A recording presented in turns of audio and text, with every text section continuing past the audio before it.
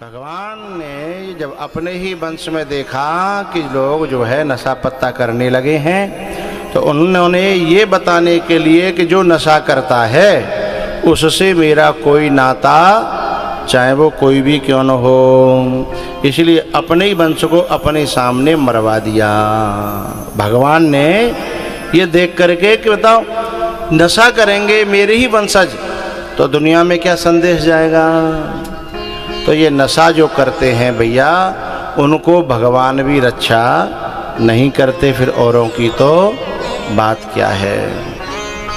वैसे भैया कोई नहीं माने तो खूब पियो, पर संत और शास्त्र तो मना करते हैं कि इसे पीना नहीं चाहिए, इससे बुद्धि भ्रष्ट होती है, धन बर्बाद होता है और इज्जत को तो सुपड़ा साफ हो जाता है।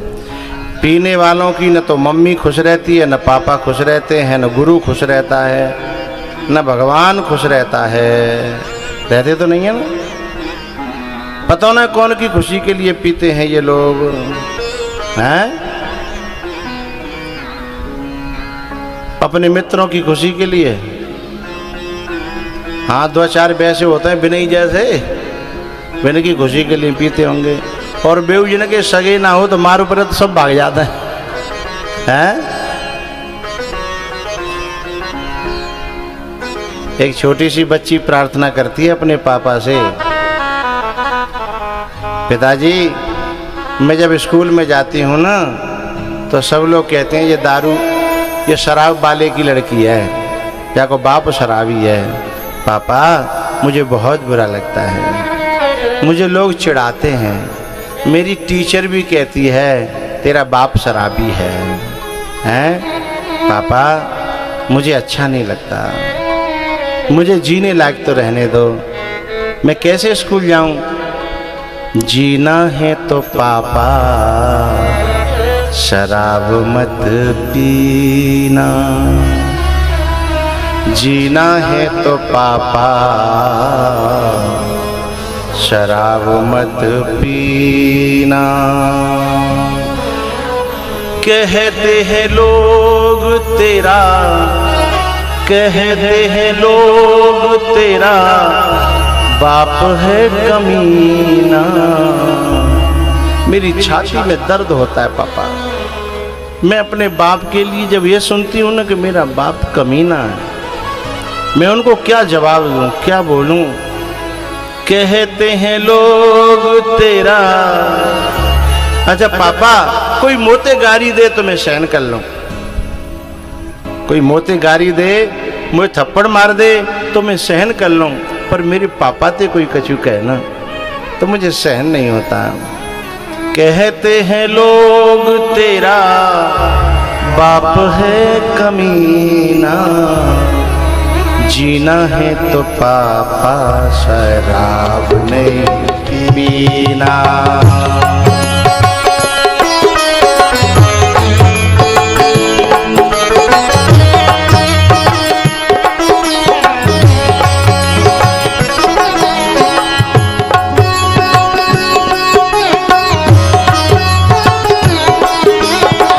जीना है तो पापा शराब मत पीना। क्यों भैया बीच में तो उठ के जा रहे हो, पीवे को मन चल रहा है तो बैठ जाओ भाई, 2 मिनट और जा रहे। ए भैया तुम ऐसी बुरी बात लग रही हो तो हम बंद कर दें। चलो भैया रहने दो, आरती बोल दो। हैं ऐसे बीच में तो उठ के जा रहे हैं तुम, हमारी मतलब तुमने तो सब बेइज्जती करवाए दी। जीना है तो पापा शराब मत पीना।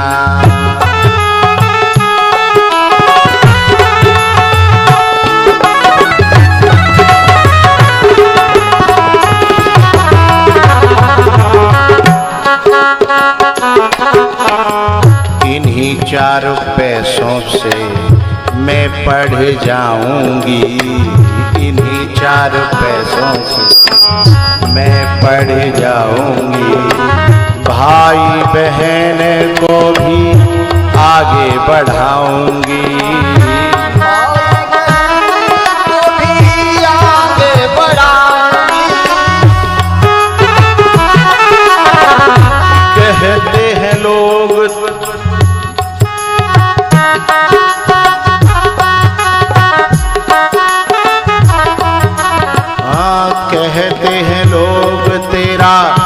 पाप है कमीना। ये शब्द मुझे खुद चुभता है। मैं अपनी बात बता रहा हूँ। मुझे ऐसा लगता है जैसे कोई उस बेटी के कलेजे पर छुरा भौंक रहा हो, चाकू भौंक रहा हो। हैं? कहते हैं लोग तेरा बाप है कमीना, जीना है तो पापा शराब मत पीना।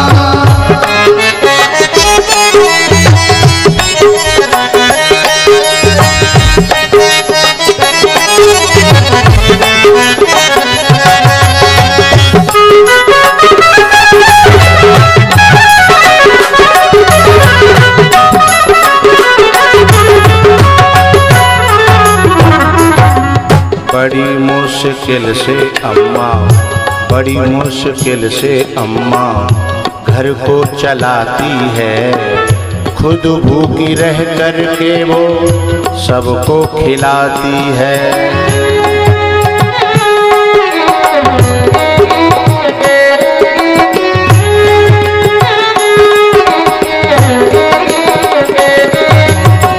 बड़ी मुश्किल से अम्मा घर को चलाती है। खुद भूखी रह कर के वो सबको खिलाती है। वादा करो हमसे, वादा करो हमसे, इसको छुओगे कभी ना, जीना है तो पापा शराब मत पीना, जीना है तो पापा शराब मत पीना।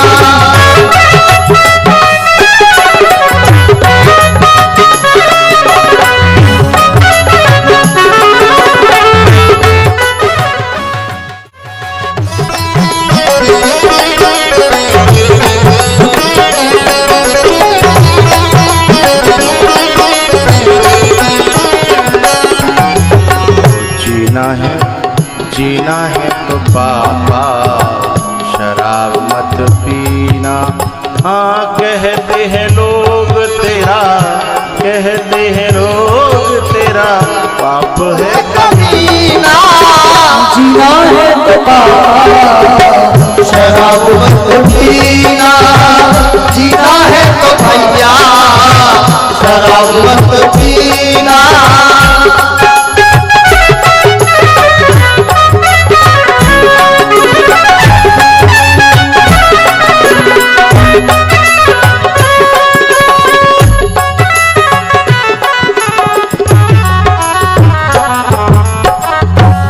कहते हैं लोग तेरा, कहते हैं लोग तेरा बाप है कमीना, जीना है तो पापा शराब मत पीना, जीना है तो पापा शराब मत पीना। भैया 11वें स्कंद में नवयोगेश्वरों का संवाद है। दत्तात्रेय के 24 गुरुओं की कथा है। 12वें स्कंध में कलयुग का वर्णन, कलयुग के राजाओं का और धर्मों का वर्णन, ये सब बातें लिखी हैं भागवत जी में जो आज हो रही हैं। क्या? ससुरारी पियारे भई जबते, रिपुरूप कुटुंब भय तबते। बेटा माँ का तब तक रहेगा जब तक उसने अपनी पत्नी का मुंह नहीं देखा है, और जैसे ही पत्नी का मुंह देख लिया माँ का पत्ता साफ हो गया है। ऐसा कलयुग में होगा। ऐसा है तो नारा तुम्हारे चांदपुर में है रो है? अच्छा भले ही मत कहो, मुँह तो लिखी लिखाई पता हो तो है ही रहो हैं। अब माँ कहती है कि मैंने जो 20 साल तक पढ़ायो तब नहीं पढ़ पायो, जो कल आइए जान 4 दिन छोरा पढ़ा दो मेरा है। कलयुग आएगा तो ऐसा होगा, कलयुग आएगा तो सामान खरीद के ससुराल में तो पहुंचा देगा, पर मैयों के पास नहीं जाएगा। यदि फौज में होगा तो कैंटीन को सामान सारी के यहाँ पहुंचेगा, पर बहन भांजी के यहाँ नहीं पहुंचेगा। कोई कैंटीन वा हो तो बुरा मत मानियो हो, हैं। ससुराल में सारी के लिए निकलवा देगो, कैंटीन में ते अटैची है, सूटकेस है, बैग है, और जन काका रहता है जो कछु हो सो, लेकिन बहन भांजी के लिए, माता के लिए नहीं है।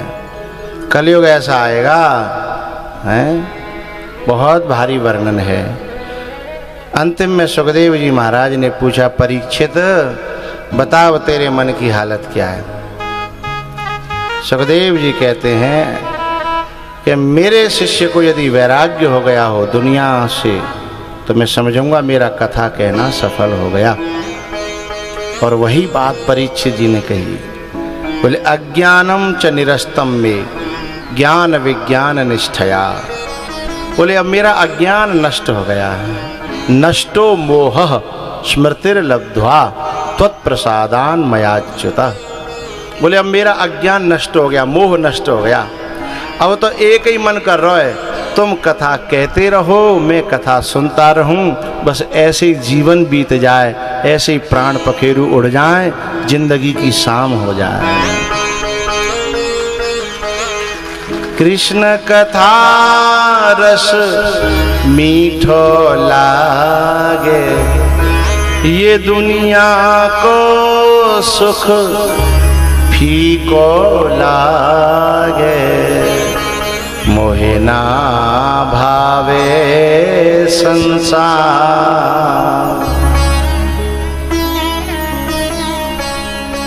मोहे ना भावे संसार। संभारे राणा तेरी नगरी, तेरी नगरी रे राणा तेरी नगरी। दुनिया ते मोह कम होए, वैराग्य होए, पर भगवान में मन लगे, संतन में मन लगे, गुरु में मन लगे, भजन में मन लगे, तो समझना कथा सुनना सफल हो गया। मुझे विश्वास है ऐसा जरूर हुआ होगा, काऊ को ज्यादा और काऊ को कम। भैयाओ, एरी मैयाओ, वहीं पर सुखदेव जी महाराज ने कथा को पूरा कर दिया, और यहाँ मैं भी आज कथा को पूरा कर रहा हूँ। बाबा लज्जाराम के चरणों में, उनके ग्राउंड में, उनके आश्रम की इस पवित्र भूमि में बैठ कर के हमारे पूरन सिंह जी ने ऐसे क्षण दिलाए हमें, ऐसा ये मेला लगवाया, इसके लिए मैं बड़ा आभारी हूँ, बड़ा आशीर्वाद देता हूँ, शुभकामना करता हूँ। आओ एक मंत्र है उसे हम बोल लें। नाम संकीर्तनम यस्य, नाम संकीर्तनम यस्य, सर्व पाप प्रणाशनम, सर्व पाप प्रणाशनम, प्रणामो दुःख शमनः, प्रणामो दुःख शमनः, तं नमामि हरिं परं, तं नमामि हरिं परं। नाम संकीर्तनम यस्य, नाम संकीर्तनम यस्य, सर्व पाप प्रणाशनम, सर्व पाप प्रणाशनम, प्रणामो दुःख शमनः, प्रणामो दुःख शमनः, तं नमामि हरिं परं, तं नमामि नमामि हरिं परं नाम संकीर्तनं यस्य नाम संकीर्तनं यस्य सर्वपापप्रणाशनं सर्वपापप्रणाशनं प्रणामो दुःखशमनः प्रणामो दुःखशमनः तं नमामि हरिं परं। तं नमामि हरिं परम्। आंखें खोलेंगे। हरये नमः हरये नमः हरये नमः हरये नमः हरये नमः। हरये नमः। हमारे पंडित जी महाराज आज हमको अंदर दर्शन कराने के लिए ले गए थे। बाबा लज्जाराम बड़े सिद्ध महापुरुष हुए। बता रहे थे कि ये मूर्ति ऐसी है जो इस क्षेत्र में बहुत दूर दूर तक ऐसे संत हुए नहीं हैं। ऐसे संत के चरणों में मैं इस पुण्य को समर्पित करके और उनसे प्रार्थना करता हूँ कि हे बाबा, आप तो सिद्ध मूर्ति हो, यहाँ विराजमान हो, आपकी कृपा से ये कथा हुई है, आपके कराने से हुआ है। कौन हूँ मैं करने वाला और कौन है ये पूरन सिंह कराने वाले? आपकी ही कृपा है। इस पुण्य को मैं आपके चरणों में समर्पित करके आपसे प्रार्थना करता हूँ कि जिस परीक्षित परिवार ने अपना बहुत खून पसीना की कमाई का धन खर्च करके अपने जीवन की कमाई को लगा करके समाज के लिए, अपने परिजनों के लिए इतना बड़ा आयोजन कराया है, ऐसे परिवार पर आपकी कृपा बनी रहे। इनके जीवन में सुख, शांति, भक्ति और सेवा भाव और बढ़े और इस भावना की पुष्टि के लिए इस प्रकार की लक्ष्मी और देना जिससे बार बार ऐसे धर्म के काम होते रहें, सत्संग के काम होते रहें, ऐसी मेरी लज्जाराम बाबा के चरणों में प्रार्थना है।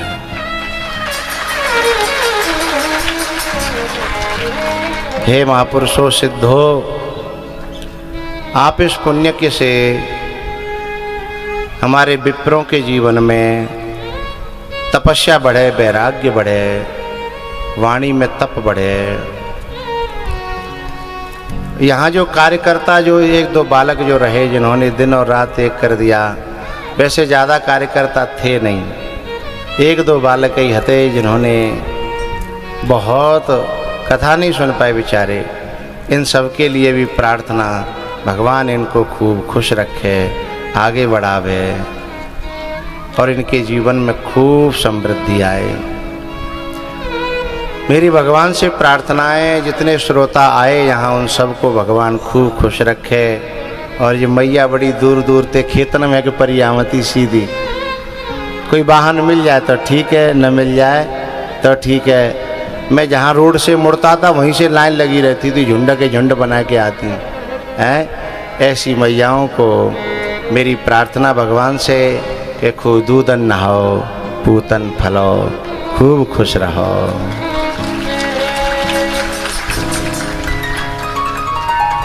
पंडित जी महाराज कथा विराम हुई, आपने भी खूब सहयोग दिया, बड़े चित्त से जाप भी किया और कथा को भी श्रवण किया और बड़ा अच्छा माहौल बना के रखा। आप सभी विप्रों को भी मैं चरणों में प्रणाम करता हूँ, सबको जय श्री राम करता हूँ, माताओं को मैं राम राम करता हूँ, संतों के चरणों में प्रणाम करता हूँ। 7 दिन तक कथा करनी पड़ती है तो कोई न कोई गलती तो हो ही जाती है। कोई गलती है गई हो तो मेरी यहीं छोड़ दी हो लज्जाराम बाबा के आश्रम पे, कोई गलती तो ना भाई। अच्छा तब है गई हो तो छोड़ दी है ना। और अच्छी बात लगी हो भाई याद रखी हो, वो तुम्हारे काम आवेगी। मैं तो चला जाऊंगा लेकिन मेरी बातें सदा तुम्हारे साथ रहेंगी, तुम्हारे मोबाइलों में, तुम्हारे फ़ोनों में। ये कथा तुम सबके फ़ोन में चली गई है। घर जाके बच्चों से खुलवाओगे कि चांदपुर लज्जाराम बाबा आश्रम की कथा निकल आवे, तो वही फोनों में निकल आवेगी।